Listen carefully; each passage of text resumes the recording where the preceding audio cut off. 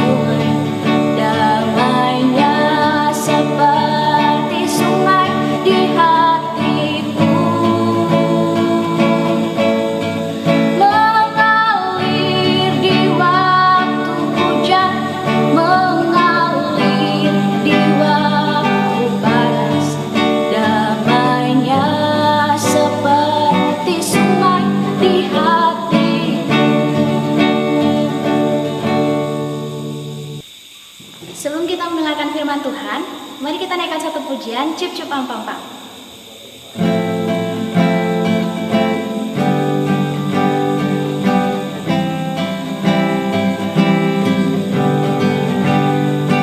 Cuip cuip cuip cuip pam pam pam.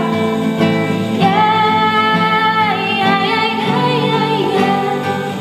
Cuip cuip cuip cuip pam pam pam.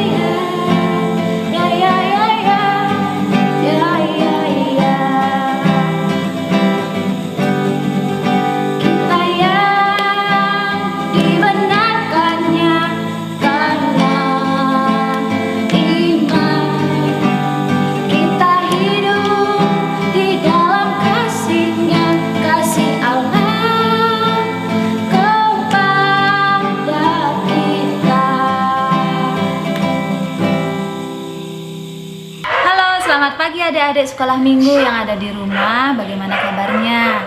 Ketemu lagi dengan Kak Mima yang akan membacakan firman Tuhan untuk adik-adik. Tadi adik-adik sudah menyanyi kan? Sudah diiringi lagu-lagu pujian. Dan terima kasih untuk kakak-kakak yang sudah memimpin lagu-lagu pujian ya. Semoga Tuhan Yesus memberkati. Nah, sekarang saatnya adik-adik mendengarkan firman Tuhan ya.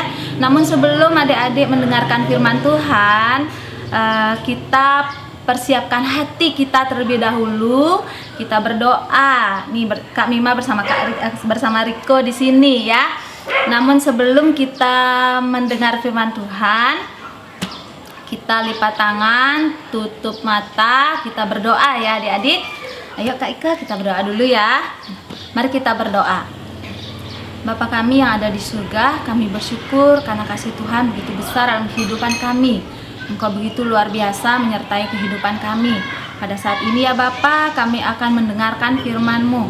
Bapa kena urapi kami yang di rumah, adik-adik sekolah minggu, supaya bisa mendengarkan firman-Mu dan dapat mengerti akan firman-Mu.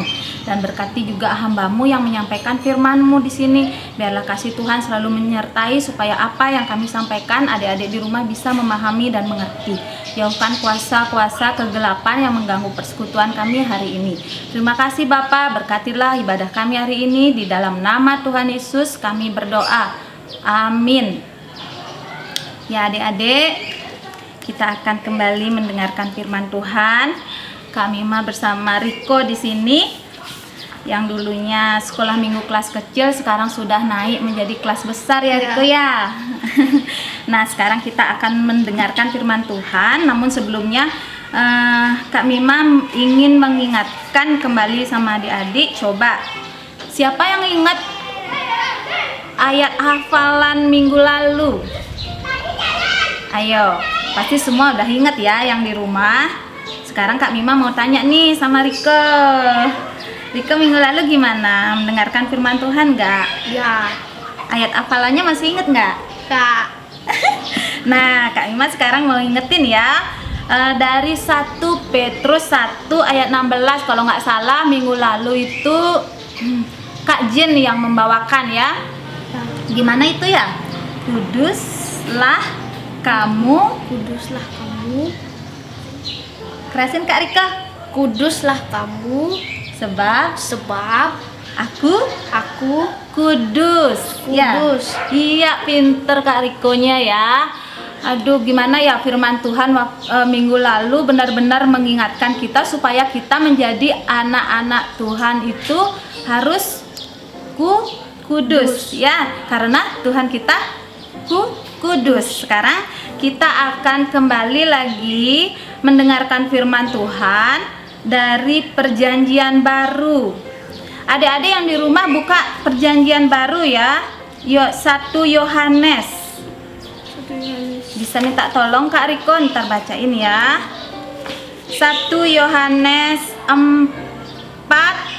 ayat 8. Kalau 1 Yohanes itu letaknya di belakang setelah Petrus. Itu surat Yohanes, bukan Injil Yohanes ya adik-adik. Itu 1 Yohanes 4 ayat 8. Bisa minta tolong Riko dibacakan? Barang siapa tidak mengasihi, ia tidak mengenal Allah. Sebab Allah adalah kasih. Dalam hal Ayat 8 saja ya Riko. Lagi sekali. Barang siapa tidak mengasihi, ia tidak mengenal Allah, sebab Allah adalah kasih. Iya, satu ayat tetapi maknanya besar sekali. Gimana tadi itu? Barang siapa tidak mengasihi, ia tidak mengenal Allah, sebab Allah adalah kasih. Iya, Allah kita benar-benar Allah yang maha pengasih. Satu ayat saja tapi maknanya dalam sekali. Ini nanti Kak Mima ini akan mengingatkan 3 hal yang perlu adik-adik di rumah lakukan nanti ya. Yang pertama, kita masuk dulu yang pertama, memahami bagaimana Allah itu mengasihi kita. Makna Allah itu kasih. Ya, yang pertama. Yang pertama memaknai Allah itu kasih ya. Bagaimana Riko tahu kalau Allah itu mengasihi kita? Ayo. Kalau dari sehari-hari bagaimana Riko tahu Allah itu mengasihi kita? Dari kehidupan kita setiap hari, Tuhan menjaga kita dan melindungi kita. Iya benar, Tuhan menjaga kita dan melindungi kita. Kalau dari sampai Riko bisa bertumbuh gitu, Tuhan memberikan apa? Pertumbuhan. Iya, pintar sekali Riko ya. Nah, kalau di sini dari kehidupan nyata kita bisa lihat Allah mengasihi kita, makanan itu selalu tersedia, kita tidak dibiarkan kekurangan, kesehatan. Kalau mama papa pergi bekerja, sore hari datang dengan keadaan selamat, itu sangat kita syukuri sekali. Itu bukti kasih Allah dalam hidup kita. Kalau di dalam firman-Nya, kasih Allah dalam kehidupan kita itu dapat kita lihat di dalam Perjanjian Lama, yaitu penjelasannya ada di Yeremia 31 ayat 3 adik-adik.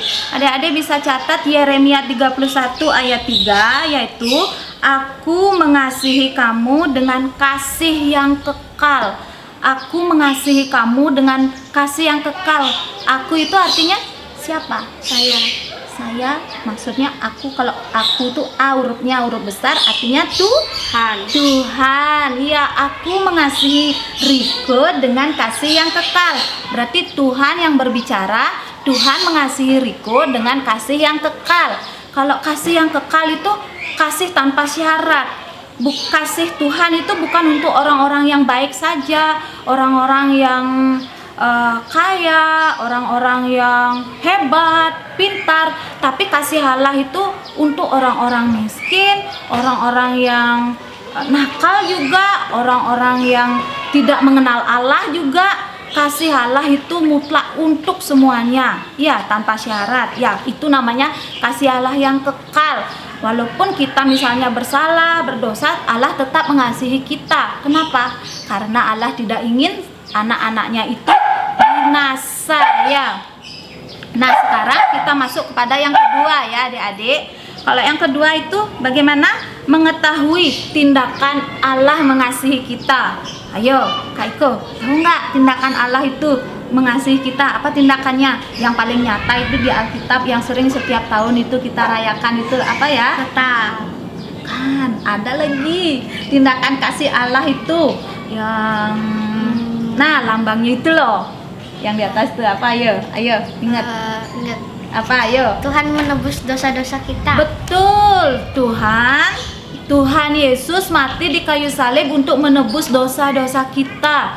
Allah telah mengorbankan anaknya yang tunggal, Tuhan Yesus Kristus, untuk disalibkan, mati di kayu salib. Udah itu dia dikubur selama 3 hari. Itu dia melawan maut, berperang melawan maut, bangkit pada hari yang ketiga. Sehingga kalau kita nanti menghadap Tuhan, saatnya tiba, kita tidak melawan maut lagi, kita tidak bertarung lagi melawan maut, kita tidak menghadapi maut lagi, ya adik-adik. Jadi nyata sekali kasih Tuhan dalam kehidupan kita. Kita bersyukur ya menjadi anak-anak Tuhan, karena anak-anak Tuhan itu benar-benar disayang, anak Tuhan itu benar-benar dikasihi. Ya, itu bukti nyata pengorbanan Tuhan, di mana Tuhan Allah Bapa di surga telah mengorbankan anaknya yang tunggal untuk mati di kayu salib.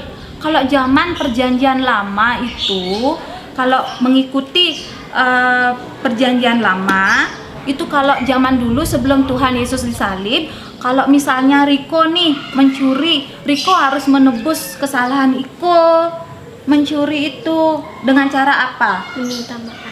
Kalau zaman dulu sebelum Tuhan Yesus disalib itu caranya dengan cara mengorbankan korban bakaran. Itu namanya kalau zaman Perjanjian Baru itu korban api-apian, itu namanya. Itu harus dibakar seperti lembu yang menjadi kepunyaan kita. Kalau Riko punya lembu misalnya 50 gitu, yang paling bagus itu harus dikorbankan untuk menebus dosa Riko. Kalau misalnya Riko yang salah nih, kalau zaman dulu ini hidup di zaman sebelum Tuhan Yesus disalib, itu harus dibakar. Udah itu aromanya jika tercium harum itu diterima oleh Allah. Itu artinya dosanya Riko itu sudah diampuni. Itu zaman dulu, itu harus ada penebusan. Jadi kalau tidak ada penebusan yang seperti itu ya Riko, berarti apa? Gini hasilnya itu, kalau orang yang bersalah zaman dulu, zaman kitab Perjanjian Lama, jadi orang yang berdosa itu harus menebusnya dengan kematian. Kalau tidak menebusnya dengan korban bakaran. Itu zaman dulu, zaman Perjanjian Lama itu.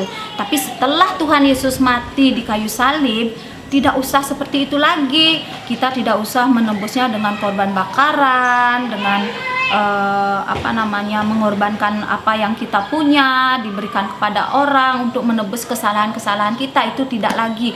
Tapi kita cukup bagaimana ya Riko? Cara meminta maaf. Meminta maaf kepada orang yang salah. Terus yang kedua, yang pertama yang paling penting itu apa?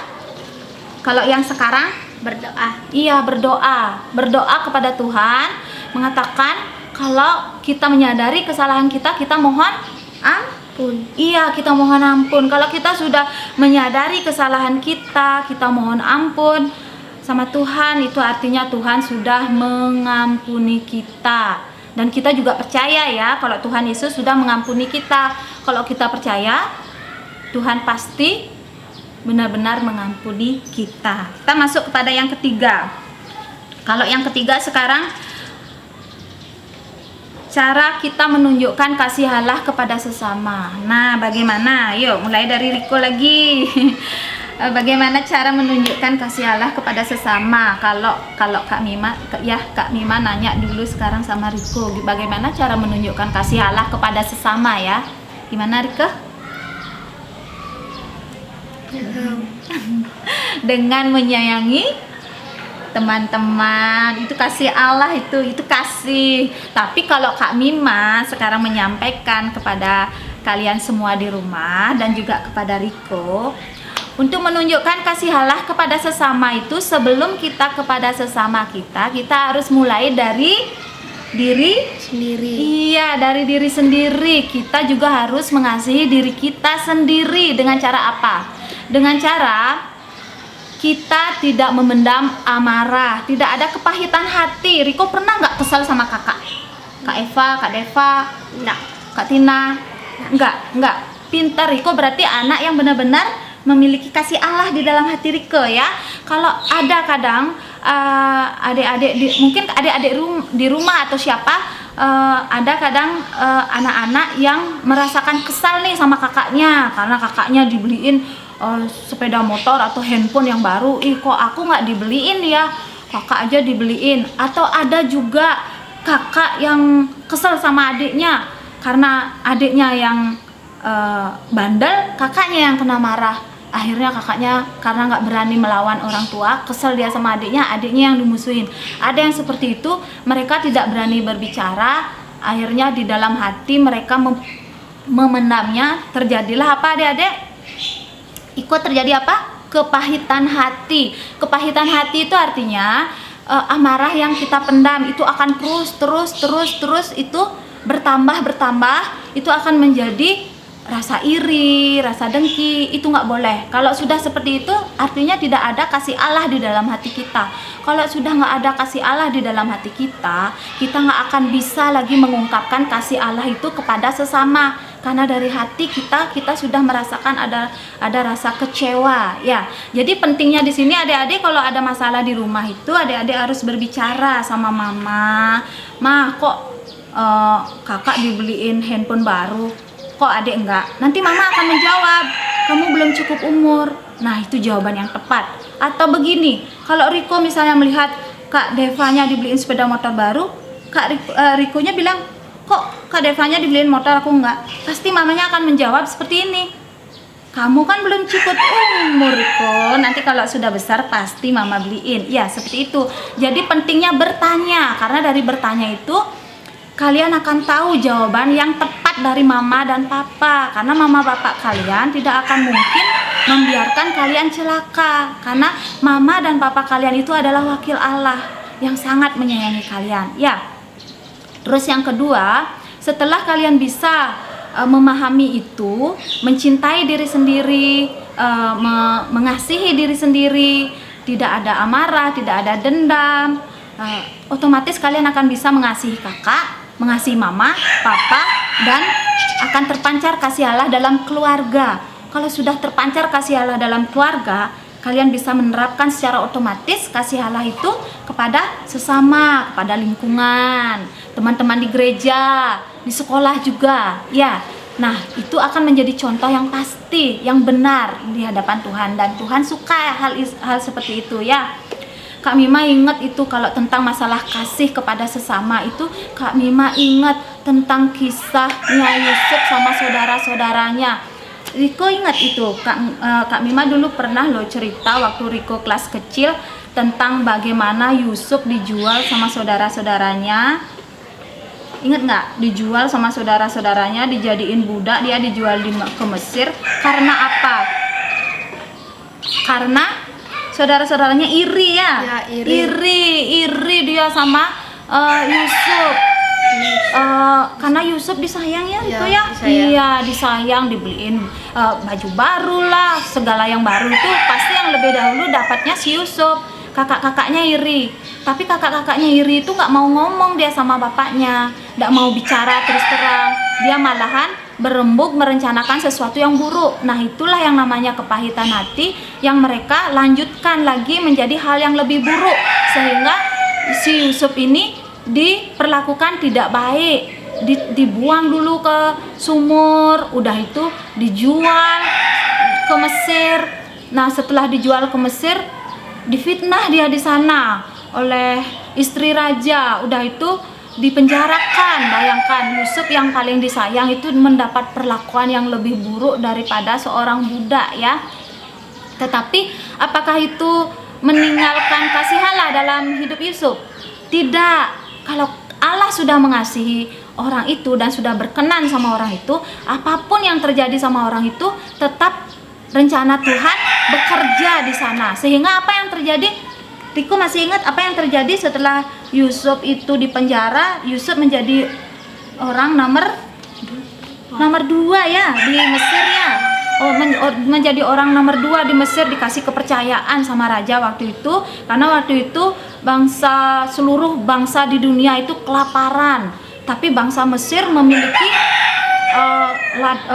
memiliki gudang gandum terbesar, yaitu yang dikelola oleh si Yusuf itu sendiri. Sampai akhirnya kakak-kakaknya Yusuf mendengar hal itu dan datang ke Mesir untuk membeli gandum di sana. Dan sampai di sana ditemukanlah si Yusuf. Akhirnya mereka bisa bertemu kembali. Kakak-kakaknya itu bisa bertemu kembali dengan Yusuf. Bayangkan, takut sekali kakak-kakaknya ya. Dikira Yusuf mau membunuh dia, menghukum dia sama seperti apa yang dilakukan kakak-kakaknya sama Yusuf. Tapi menurut Riko, kakak-kakaknya itu si Yusuf akan membunuh kakak-kakaknya? Enggak ya, enggak membunuh kakak-kakaknya, enggak menghukum kakak-kakaknya. Apa yang Yusuf katakan waktu itu? Apa yang Yusuf katakan ya? Ingat nggak? Jangan takut, sebab aku inikah pengganti Allah gitu. Maksudnya gini, kamu jangan takut kakak-kakakku, memangnya aku pengganti Allah yang akan menghakimimu, menghukummu.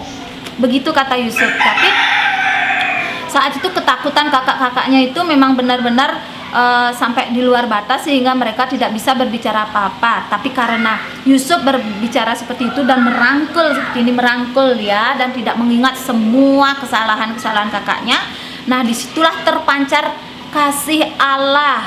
Itu artinya di dalam hati Yusuf, di dalam tubuh dan jiwa Yusuf itu memang sudah benar-benar ada apa ya Kak Riko? Ada kasih Allah ya, seperti yang nomor 3 tadi itu ya. Kalau sudah ada kasih Allah, kita tidak ada lagi perasaan amarah. Meskipun kita diperlakukan buruk, meskipun kita diperlakukan tidak adil, tidak ada perasaan marah, dendam, kecewa, apalagi kepahitan hati. Itu tidak ada lagi ya.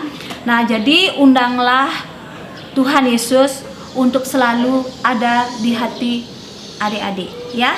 Oke Riko, undanglah Tuhan Yesus untuk selalu ada di hati Riko ya, supaya Riko benar-benar merasakan kasih Allah ya. Kalau Riko, Kak Mima percaya Kak Riko memang sudah merasakan kasih Allah dalam hidup Riko ya.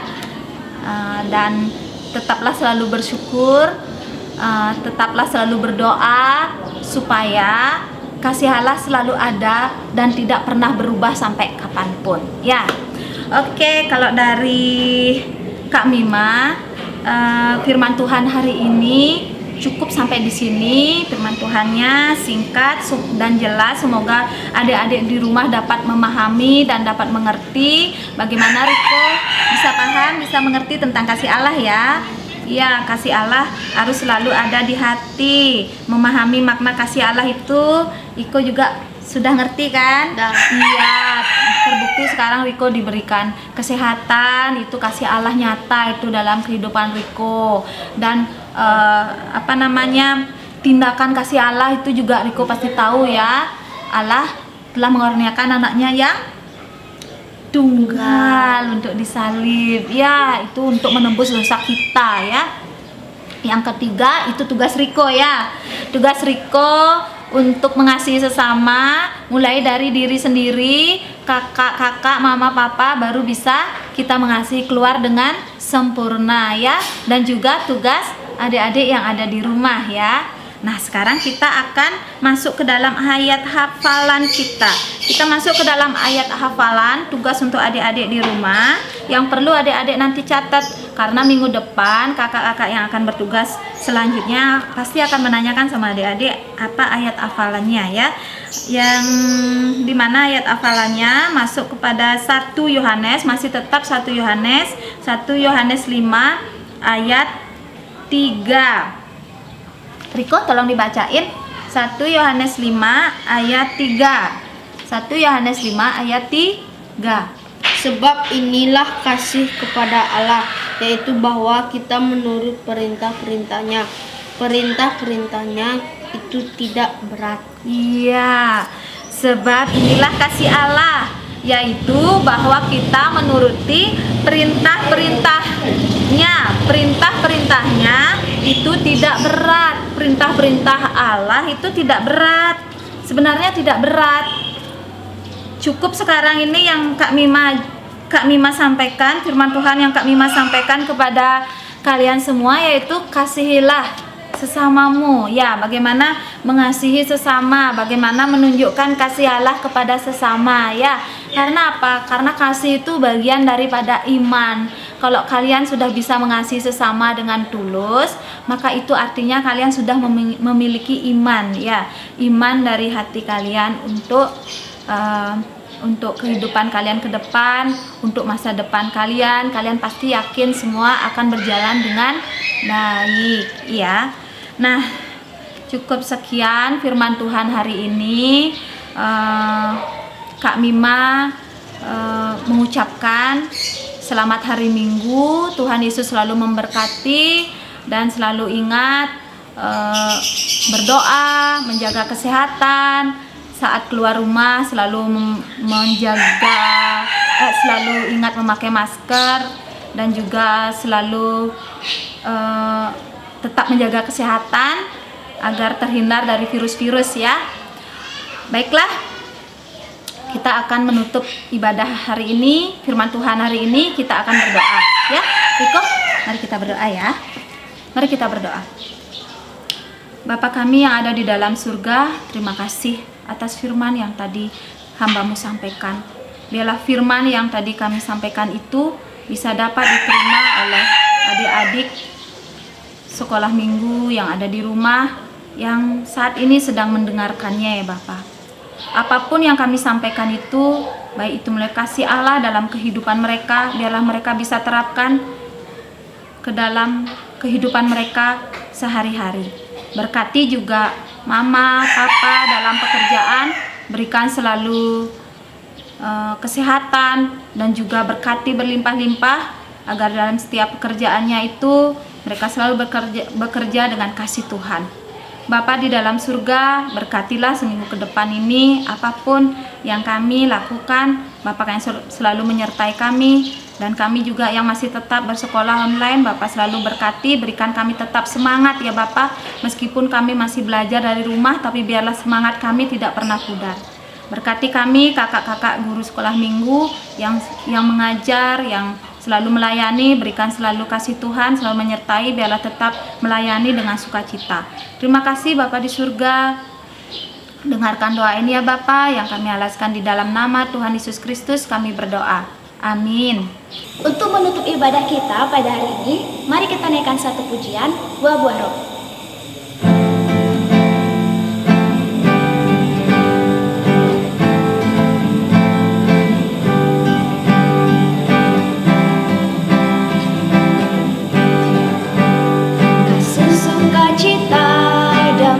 sejahtera, kesabaran, kemurahan,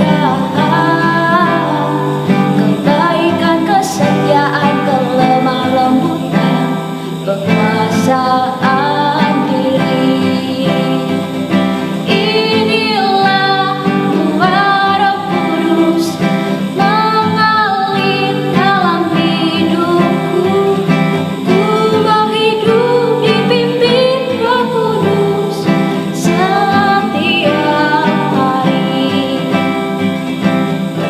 Baiklah adik-adik, ibadah sekolah minggu hari ini cukup sampai di sini. Kita akan menutup ibadah kita hari ini dengan mohon berkat Tuhan ya adik-adik. Mari kita berdoa. Bapa kami di surga, terima kasih banyak ya Bapa, Engkau sungguh luar biasa.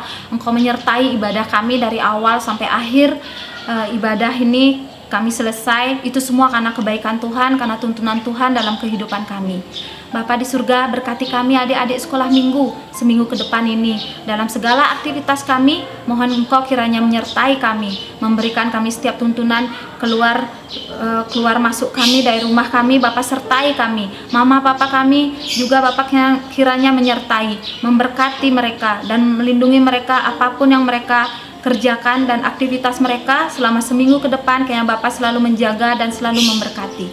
Terima kasih Bapa di surga. Kami juga tidak lupa berdoa buat Bapak Pendeta dan Ibu Pendeta. Bapak kami selalu memberkati keluarga mereka dan selalu menyertai, dan Engkau kiranya selalu menyertai mereka. Biar kasih Allah selalu nyata dalam kehidupan mereka. Terima kasih Bapa di surga. Dengarkan doa ini ya Bapa. Kiranya kasih Allah menyertai kehidupan kami jemaat GKPB di Bali. Dalam nama Tuhan Yesus Kristus kami berdoa. Amin. Ya, sekolah minggu hari ini cukup sampai di sini, dan Kak Mima dan juga Riko mengucapkan selamat hari Minggu. Tuhan Yesus memberkati.